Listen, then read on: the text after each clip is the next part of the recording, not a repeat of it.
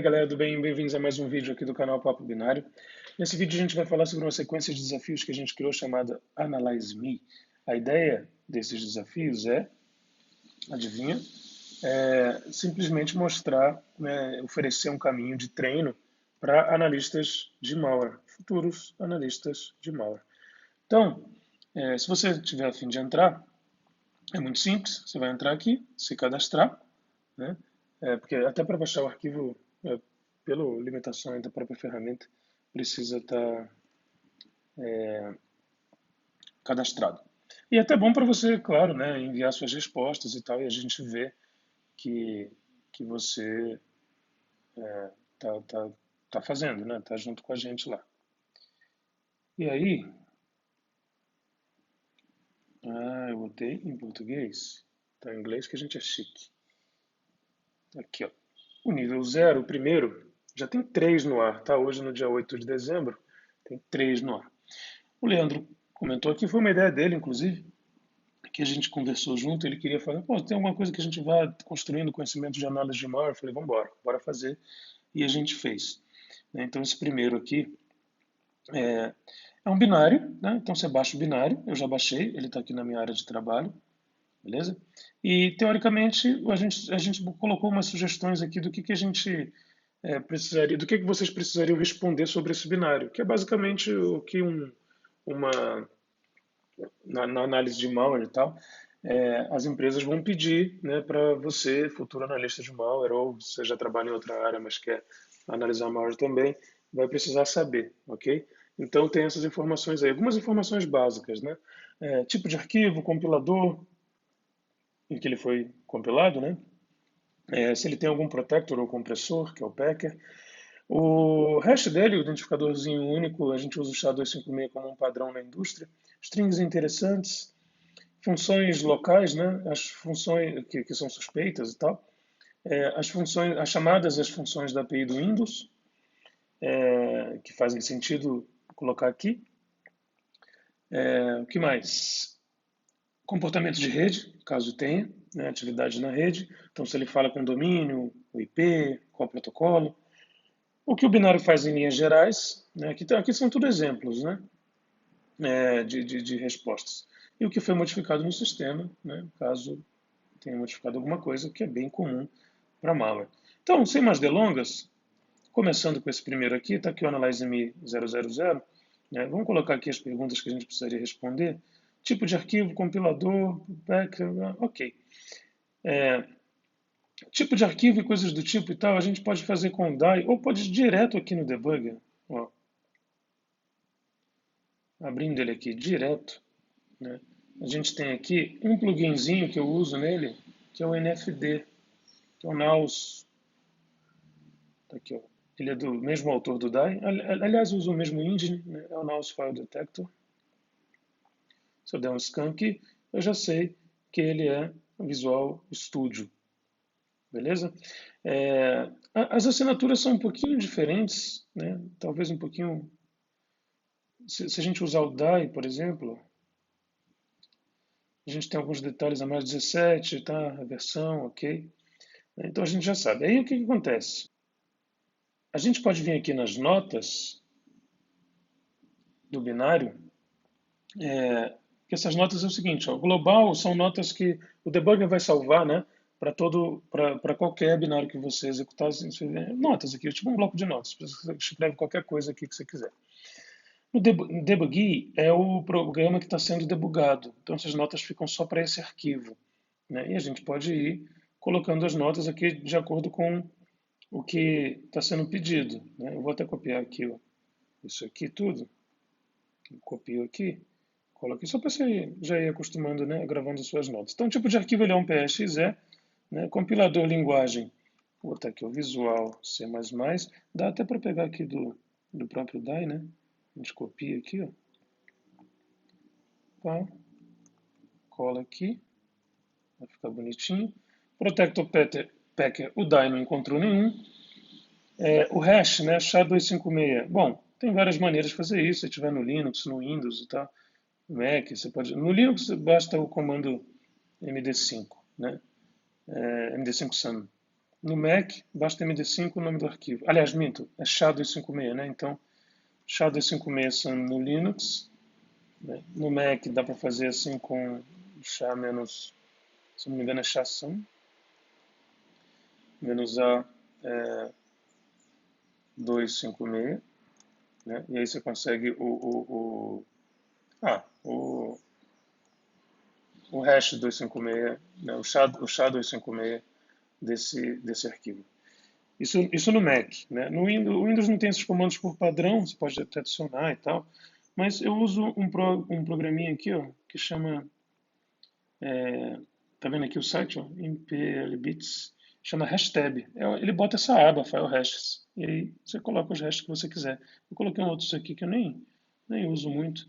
Normalmente eu deixo CRC32, MD5, SHA-1 e SHA-256. Né? Aí eu configuro isso aqui para ficar em lowercase, mas está aqui, o SHA-256 dele, então só copiar aqui, ok, vou aqui nas minhas notas e colo. Então já tenho o SHA-256 do cara. Deixa eu apagar as outras coisas aqui para não ficar confundindo a gente. E aí a gente já sabe o que precisa preencher para esse desafio. Eu vou fazer o primeiro, vocês fazem os outros, né? Aliás, faz o primeiro também, mas fazem os outros. Strings interessantes, vamos ver. String interessante, a gente pode usar o próprio die, né? A gente pode vir aqui no S, ó, dar um search, já encontra algumas strings interessantes. Tem aqui uma, cmd, né, .exe, nesse offset aqui. Tem aqui outra que é um PDB. PDB, né, normalmente vai te dar o nome do projeto, coisas do tipo. Esse cara aqui foi chamado de Project 3. Exaustos de 2017, ó, até bate. É PDB String, se quiser depois dar uma googlada sobre isso, para você entender melhor o que eu estou falando. Mas vou copiar essas strings aqui. Essa é uma string interessante, né? Vou botar aqui embaixo para ficar mais organizado. Essa é uma interessante. Espera aí para dar uma organizaçãozinha um pouquinho melhor. Pronto. Assim a gente tem uma visualização mais tranquila. Essa outra string aqui, né, também é interessante, que é o PDB. Ok, o que mais? Podemos olhar aqui mais para baixo. Ó, a gente poderia dizer que essas strings também são interessantes. Elas são chamadas de sistema, né? Perdão, as chamadas API do Windows, de algumas DLLs que a gente pode checar depois nos imports. Mas eu vou deixá-las do lado de fora aqui. Vamos ver o Unicode, nada. Beleza. É que se a gente checar aqui os imports, ó, deixa eu ver que da kernel é a única biblioteca que ele importa coisas, né? Ele importa delete file, exit process e outras aqui. Dica, tá? Você vê que tem uma ordem aqui, né? E essa ordem aqui normalmente começa pela primeira função que o programador usou. No caso de C++, essa versão do compilador Visual, C, C++ e tal. Então, a gente pode só dar uma dica aqui, que essas outras funções aqui, pode ser que o compilador tenha adicionado, ok? Principalmente esses get model handle, get startup info, get command line, a gente vai ver isso com mais detalhes. Uma outra maneira seria eu vir aqui no próprio debugger, né, e buscar, dar o search for strings. Só que aqui, ó, são as strings referenciadas, né? Aí ele encontrou aqui as strings referenciadas, ó, 3 strings, sendo que essa aqui é a mesma, né? Que é a 402020, que é onde está aquela string lá. No die, ele mostrou também o PDB. O PDB não é referenciado no binário, por isso não aparece aqui. Ok? Então, só para você ficar esperto que pode ter string que não é referenciada, que aí essa função aqui do x64dbg não vai encontrar. Né? E já olhando aqui, vamos ver como essa string é usada, então. Né? Porque o próximo item que a gente tem que responder são as funções locais, maliciosas ou suspeitas. Ok? Então, vamos ver. Já dei um enter ali para ver como aquela string é usada. E ó, aqui tem uma função sendo chamada. Né? Tá vendo? Push e um hatch. É uma função. Esses int3 aqui são paddings, né? Esses bytes não vão ser executados. Porque o código é desviado para cá por por algum outro código, né? Call, esse endereço, 401100, cai aqui. Então já cai aqui direto, não bate nesses 23, beleza? Aí tem um push nessa string aqui, né? Então ela vai para stack, vai para a pilha, quando isso aqui rolar, e depois uma call na delete file A. Bom, o que faz a delete file A? Claro que o nome é bastante intuitivo, mas se a gente quiser de fato olhar com mais detalhes, a gente pode dar aqui um help, botão direito, help symbolic name, delete file. Ele vai googlar para a gente e vai encontrar o que essa função faz. A gente pode ver aqui os parâmetros dela. Ela recebe um único parâmetro, que é a string, né, de um arquivo que ela vai deletar. Ok? E embaixo, mais embaixo, tem um retorno. Se a função falhar, ela retorna zero. Né? Do contrário, não zero. Né? O que casa com aqui o tipo de retorno dela que está aqui, ó, bool, né? Então, ela vai retornar zero, do contrário, não zero, depois disso aqui, beleza? E aqui tem um hatch, legal. O que a gente pode fazer aqui é, verificar quem é que chama essa função, né? Em 401100. Para isso, a gente pode pegar aqui, ó, botão direito, né? Find reference to selected address, porque é o 401100, senão a gente vai pegar referência à string, que está em 402020, não é isso? Eu quero referência àquele push. Quem chama o push, ou seja, quem faz call push ou jump push, certo? É o Ctrl R, um atalho famoso aí no debugger. E aqui eu já tinha até deixado um breakpoint, vou tirar. Mas aqui, ó, a gente encontra que em 40107D tem uma call para aquele endereço. Né? Então a gente pode dar 2 cliques aqui e verificar, ó, de fato, tem uma call para aquele endereço. Antes disso, tem uma call para getModulHandle. Ó, se eu olhar aqui, se a gente for subindo aqui, tem a getStartupInfoA, né? E aqui, o início aqui já é o entry point do programa. Então, o programa começa, né? Ele chama getCommandLine que se você olhar também no help, você vai ver que ela é para pegar a linha de comando, né?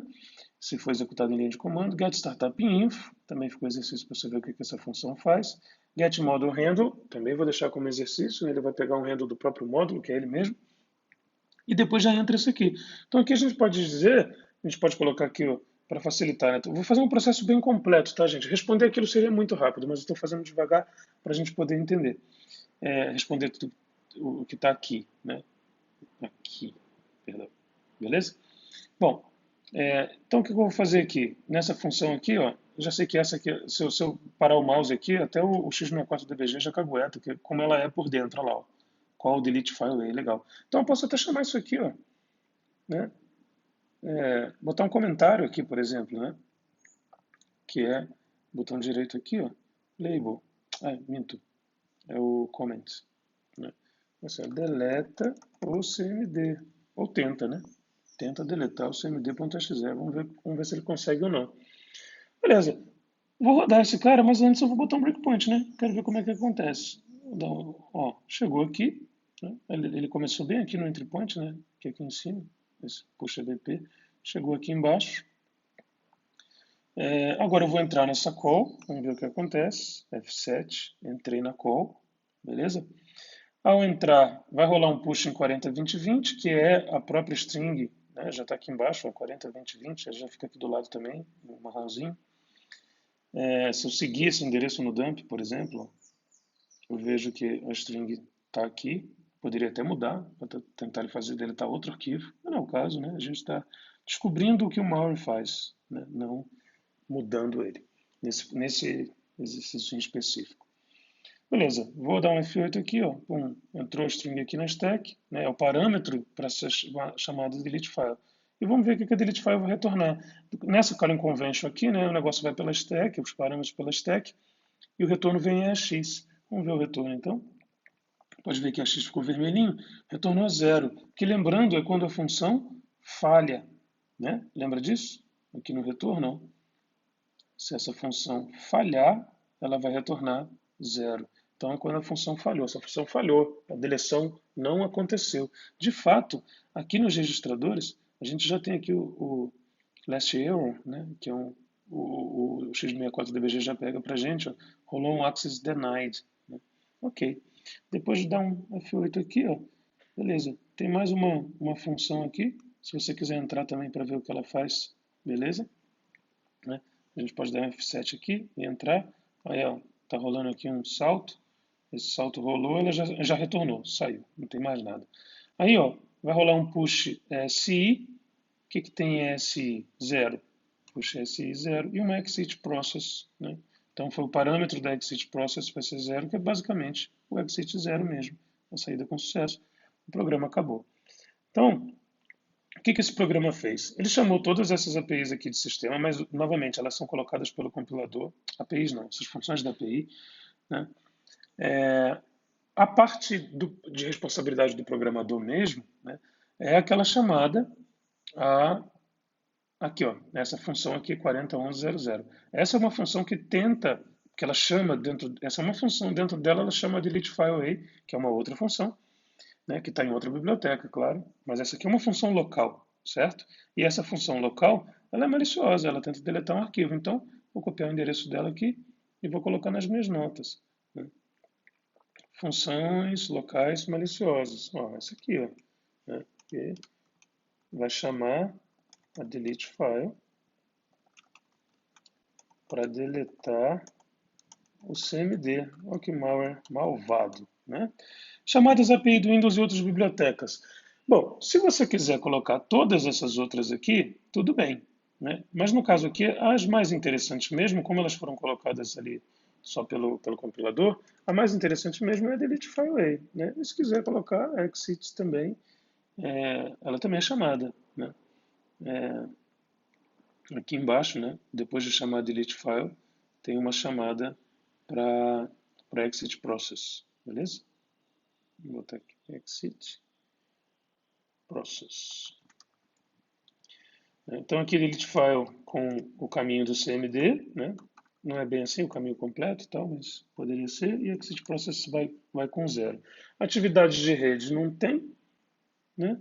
O que o binário faz em linhas gerais? Bom, ele tenta deletar, né, o cmd.exe. O que foi modificado no sistema? Nada, porque esse cara não rodou como admin, não tem permissão, cmd.exe não é assim, né? Você não vai deletar ele assim de graça.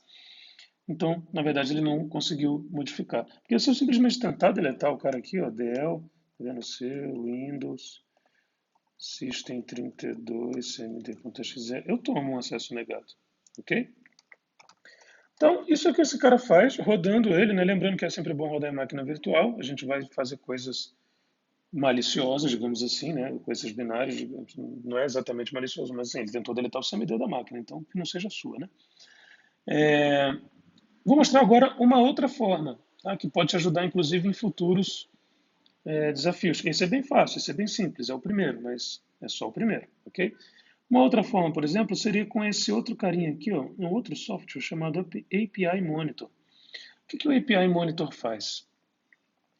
Ele monitora as APIs, né, as funções que são chamadas por um programa. Então, já fechei ele aqui no debugger e tal, vou pedir, né, para ele monitorar um novo processo aqui, que é esse carinha aqui do Analyze Me, ó, e vou dar OK.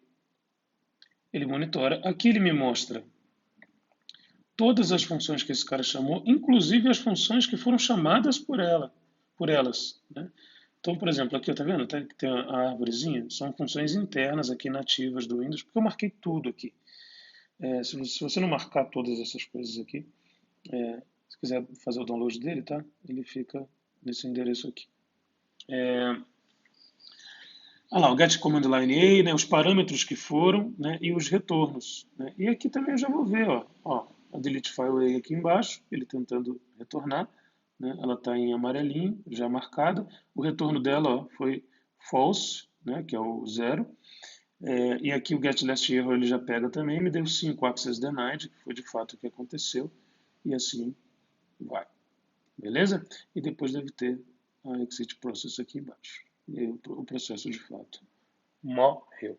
Esse cara aqui também você coloca breakpoint, também funciona como debugger.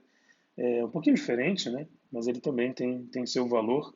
Você também pode alterar parâmetro, injetar, enfim, e coisas do tipo. É bem legal. Ao longo da resolução desses desafios eu vou mostrando mais coisas, tanto nele quanto de outros software, ok? Bom, ficamos por aqui. Façam os outros desafios, se você curtiu esse aí, faz esse aí, né? E faz o 1, já tem o 2 também, então já tem 3, 0, 1 e 2, e vai ter mais, né? Tem um monte aí já. E, claro, considera, pô, dá um apoio lá pra gente. É, claro que se você der o like aí nesse vídeo aí, compartilhar, fizer tudo isso, já ajuda pra caramba. Mas se você quiser entrar aqui, ó, mentb.in/apoie, tem um link lá no menu também.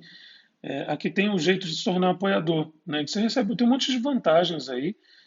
Você participa das discussões do que a gente vai fazer, né, das decisões importantes a gente decide junto com os apoiadores. Tem gratuidades, descontos em eventos e tal, em curso de C++ na Agit, tem um monte de coisa legal. E tem várias formas de se tornar apoiador aí, tem um monte de maneiras, né, de você ajudar a gente, beleza? Então considere aí se você está curtindo essa série. Obrigado pelo Leandro que teve essa ideia, a gente formatou, ele está inclusive criando esses softwares, ele está programando esses pseudo-malwares, né, para a gente analisar. E vamos nessa, na semana que vem a gente faz mais um, ok? E vamos dar sequência nesse estudo aí para consolidar os conhecimentos de análise de malware. Um grande abraço então, até a próxima e tchau!